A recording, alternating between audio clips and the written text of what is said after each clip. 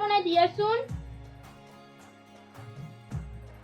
গৈ আছো বুঢ়ীজনী একো কাম কৰিব নোৱাৰে আৰু মোক খাব নোপোৱা ছোৱালী বুলি ক'ব আহিছে কি কৈছা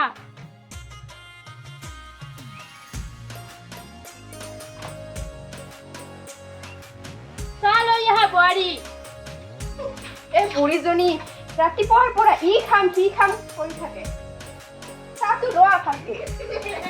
মোৰ ল'ৰাই তোমাক কিহৰ কাৰণে আনিছে ঘৰৰ কাম কৰিবৰ কাৰণেহে আনিছে সেইকাৰণে তোমাক বিয়া পাতিছে ঘৰৰ কাম কৰিবৰ বাবে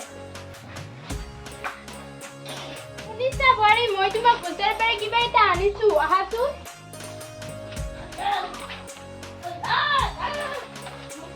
কি আনিছা আনিছো কিবা এটা এইটো চোৱা তুমি আজি মোক কিবা কৰিবাচোন মানে হেৰি পিঠা চিঠা একো খাব পৰা নাই আজি মোক পিঠা বনাই খুৱাবাচোন বোৱাৰী